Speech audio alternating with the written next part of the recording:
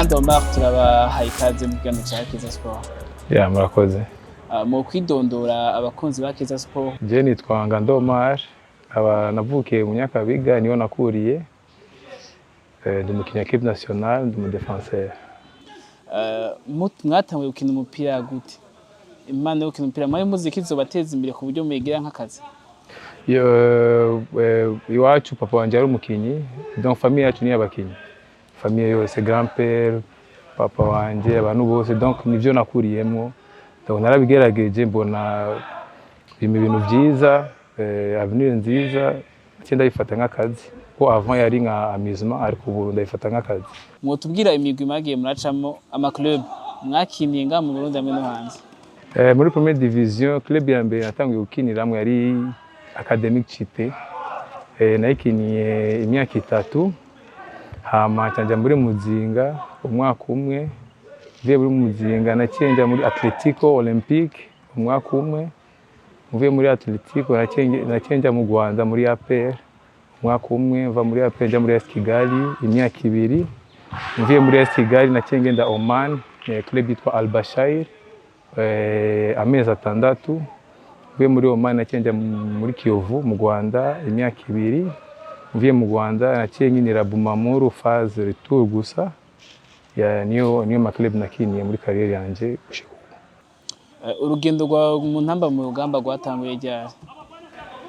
Rwatangiye kuva kera ariko muri senior match yanje ya mbere yari ya Senegal.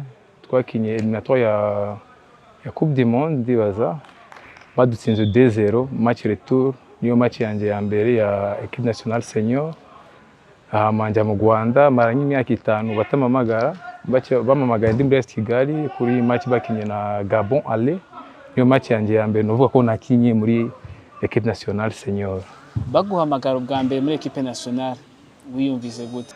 Ubwa mbere bamamagaye muri équipe nationale nafise pression ko yari ubwa mbere ko navyumvaga mu televiziyo ma radio, donc nabonaga ko ari ibintu bikomeye cyane nashobora gukora. Ariko bakimamagara ngeze mu kibuga natema ko nico kimwe. Donc ça veut ni question ya discipline, travail nakindi mu bintu byose birikora. Ushitse muri équipe nationale Vesiro wayisanze meze gute? Muri équipe nationale giye nashika je ndashaka kuvuga ari effectif yose. Ko nasanze ari équipe nationale bari abantu bamwe, donc nabakuru nabato, donc hari mu rukundo. Nico kintu donc cyangihoye cyane muri équipe nationale y'ugiye mwaka twari muri équipe nationale. Uri mu muguseka gihugu wakoze amateka wo kuja muri CAN bwa mbere. Mukibona tombora mugasanga muri kumwe na Gabon, muri kumwe na Mali. Mwari mufite icyizere cyo kuzokina CAN? Kuri twebwe cyagiye ariko kubakinyi mukinyi wese ikintu cya mbere yifuza mu kibuga ni intsinzi. Nta kindi kintu. Naho abo ku ruhande bashaka kubona ko bidakunda ariko kuri twe tubona ko bishoboka kuko turi 11 mu kibuga nushobora kujya gukina ngo uvuga ko uwotsinda kandi witeguye neza kandi mwese muri abakinyi muziki igisabwa n'igikenewe ubikoze byose ndibaza na kintu cyozira ko muronga victoire. Wavuze ko wasubiye guhamagarwa muri match ale y'Uburundi na Gabon yabereye muri Gabon. Mwiyumva gute imbere yo kina muri Gabon? Iriya match mbere yo kina muri Gabon icyo no twari dufite motivation ko ndibaza ko yari match ya mbere ya Berahino kandi twari tuzi ko yari umukinnyi akomeye yakina hanze, donc yari motivation kuri twebwe abakinnyi twari dukina ino mu mashampiyona novuga ari amateur atari professionnel, donc yari nka motivation ukabona uri kurakina n'umukinnyi akina muri Angleterre, donc yari motivation kuri twebwe tubona ko dufise umuntu ashobora kudufasha kuri iyo match twaronka intsinzi. Inyuma y'urukino naho muranganije novuga yuko yari resultat mege yabashimishije munganije na Gabon.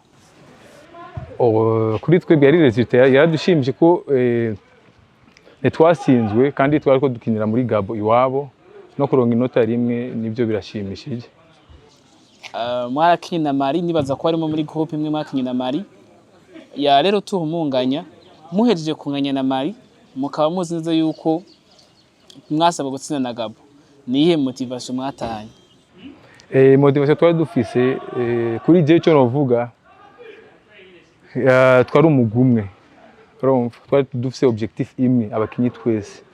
Donc niyo yari motivation yacu kandi n'abafana wabonaga bose bari biteze bari bafise confiance kuri equipe yabo, bari bazi ko bashobora gukora ikintu kuri iyo match ya Gabon. Niba ari Gabon ari Aubemeyang canke ari inde, babona ko equipe nationale bamaze gukina na Mali, bamaze gukina na Gabon match ale, barabikoze neza, bakinye na Sudan gushika ubu ntibaratsindwa. Donc ni match nikiye kintu cyozibira ntibaronke intsinzi. Donc nico kintu navuga ko cyadufashije kuri ya match, twashize hamwe twese, twabonaga n'uri kuri bande touche n'utangura match, twese dushaka gutsinda gusa nakindi kintu. Nuruhe rukino wabahaye ikize canke kuri wewe nk'umukinyi personnellement, nuruhe rukino rwaguhaye ikize ko dushaka kuja muri CAN? Yari match ya Sudan retour muri Juba. Niyo match yaduhaye ikize ko iriya match bamaze muri premier mi-temps badutsinze 2-0, ama deuxième mi-temps ma 70 kombi yari 3-2 bamaze kudutsinda, urumva mu nyuma dutsinda 5-3. Donc niyo match yaduhaye icyizere cyo kubona ko dushobora kwikalisha na twebwe. Tugende muri match ya Gabon, Uburundi bwasabwa kunganya kugira ngo bwikarifye muri CAN. Ijya match we wayiteguye gute ku giti cawe? We ku giti cawe wayiteguye gute ijya match? Iriya match je ukuntu nayiteguye, ikintu cya mbere je nkora narabaga ama video ukuntu donc novuga kuri poste yanje ko je ikintu cya mbere muri equipe ndaba kwanza igiti cyanje, donc kuri zone yanje avant yo gushira hamwe. Naravye ndaba ukuntu wa muataka Aubemeyang akina, donc ndagerageza kwitoza ukuntu akina, nagira ama entraînement selon ama mouvement akora. Nico kintu cyamfashije jewe. Nka groupe mwayiteguye gute? Niye message umumenyereza yabahaye?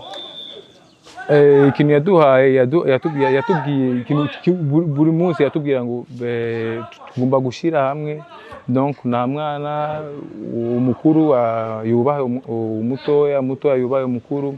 Kandi ikintu cya mbere cyangiyore muri ya selection n'abantu twakundaga gusenga cyane hamwe, kandi nico kintu cyadufashije cyane. Turinjiye muri match ya Gabon, uko mwimviriza kugenda niko yagenze? Ndashaka kuvuga ego, ariko twe tuzi ko turavye iminota ya mbere turonze cya gitsindo, twaciye tubona ko dushobora ko twaronse ama occasion menshi turayarata, twaciye tubona ko dushobora gutsinda iriya match. Nubwo twanganyije, nubwo nayo yari resultat ko yaduhaye qualification, ariko kuri twebwe dushaka gutsinda iriya match bivanye n'ukuntu twaronse ama occasion menshi turayarata. Turi imbere igitsindo kimwe ku busa, nk'umudefenseur uciye witsinda igitsindo cyo kugombora. Igitsindo ca Gabon nimwe mwacitsinze, muri urya mwanya mwari mumeze gute? Muri urya mwana je kuri jewe cyo navuga nari nzi ko tuza gutsinda. Sinumva ko nubwo nitsinze kiriya gitego, naguma numva ko iyi match turayitsinda, tugomba kwikalifya. Urumva na pression numvise niko gusa muri match abagenzi bawe bari ku ruhande urashaka kukubaca intege. Je kintu cyamfashije nacyemamagara abantu nk'ababiri ndababwira dufashanye iyi match tuyitsinde, ko ibi byashitse ariko turabibira imbere, hama turabikora uko biragenda neza. Akanyamuneza nyuma ya match mwiginye intsinze gute? Donc mwaserebye gute victoire nyuma ya match? Nyuma ya match ukuntu niyumvise nshaka kubisigura ko yari ubwa mbere niyumva kuri niyo match ya mbere yanjyoheye. Sinzi ko ari ya kabiri zoshika imeze kuriya, navyo nzi ko ndacyakina, ariko niyo gushika ubu niyo match ya mbere numvise njyohewe cyane, numvise umunezero nashobora gusigura. Urugendo rwo muri CAN ntigwagenze neza kuri equipe nationale yacu nk'abarundi. Niki kitagenze neza kugira ngo muronke resultat abarundi bifuza? Je cyo navuga muri CAN twabigenje kuriya nyene ko twara dutegura match, niko gusa bya football washaka kuja gukina wifuza intsinzi, ariko ugasanga n'undi muntu yiteguye kukuruta akaca gutsinda, c'est normal. Kandi yari ubwa mbere tugishika muri CAN, yari la première fois twahuye na équipe akomeye nka Nigeria, Madagascar, uravye na Guinée, na équipe akomeye, ariko twaragerageje. Nuko bya football urashaka kugerageza bikanga, nuko hari cigwa mwakuyeyo nk'umukinyi personnellement? Aje kuri je ikintu nabonye, donc football nakazi kagusaba discipline no kuba serieux, nta kindi kintu. Kuba mwarakinye CAN, hari ahandi hantu byabashikanye mutari gushika iyo mudakina CAN? Kuri je ego ko navuye muri CAN cyanja muri Oman, ko kera nakinaga ni Uburundi no mu Rwanda, ariko après CAN naciye ndonka contrat muri Oman, kandi naronse yandi ma contrat menshi, naciye mfata decision kujya muri Oman. Donc nicyo kintu nakora, kandi yama experience guhura n'abakinyi bakomeye, kubona ukuntu bifata, ukuntu bakina muri kumwe mu kibuga, ibyo byose byaramfashije gushika ubu. No kuvuga haro visibility CAN yabahaye mutari kugira mutayikina? Oui. Ngando Omar w'uyu munsi arigenga, arimo arondera equipe, hari imigwi murondera? Duhere ku kibazo, arigenga? Ubu ndigenga. Ndiko ndavugana n'ama club, nuko gusa ibiganiro biraba neza, ariko ndibaza confirmation muzoronka muri indwiza ko niyo nyishu negereje. Atarakamwa ni imigwi ngaho iwacu canke ni imigwi? Ni imigwi yo hanze. Yo hanze. Igihugu mu kitubwira canke twe turarindira? Mwe murarindira. Ngando Omar warabonye urugendo rw'intamba mu rugamba bariko barakina ubu, barondera qualification yo muri CAN izo muri Cote d'Ivoire, gusa bafise no kwita umusozi wo kurira wa Cameroon. Warabonye urugendo rwabo baratsinze Namibia, basabwa nabo nyene kunganya na Cameroon cyane gutsinda. Hari ico uvuga ku mugusekera gihugu uri kurakina ubu? Je icyo novuga ndavyi match ndashaka bimeze uriya mwaka twagize qualification kujya muri CAN, byari bimeze ukunyene. Kandi ukuntu naravye iriya match ya Namibia nawe ko ari equipe nationale bashira hamwe, kandi si twebwe gusa turi muri pression, na Cameroon iri muri pression ko nayo igomba gutsinda gusa, nta kindi kintu. Donc bisi kandi bari wabo, cyambere twe dufite avantage ko bo bari wabo imbere y'abafana babo, baba bafite n'iya pression ya public cyo kimwe na twebwe. Kandi ndavye ku abakinyi bahamagaye bose barashoboye. Je kuri jewe ndizeye ko tuzo kwikarishya kandi bwa kabiri kuri match ya Cameroon. Tubashimiye cyane. Murakoze.